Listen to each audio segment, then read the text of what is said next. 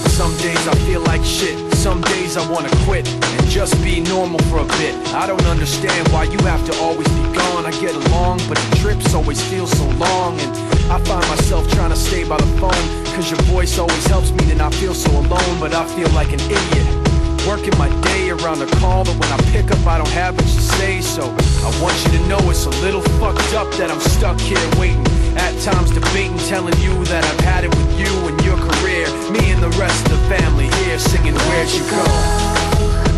I miss you so. Seems like it's been forever that you've been gone. Where'd you go? I miss you so. Seems like it's been forever that you've been gone. Please Come back home, you know, the place where you used to live.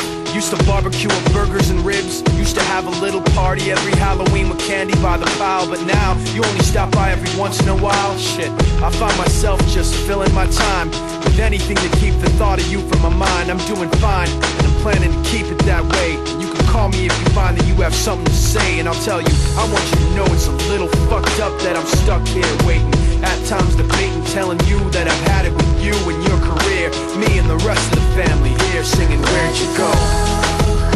I miss you so.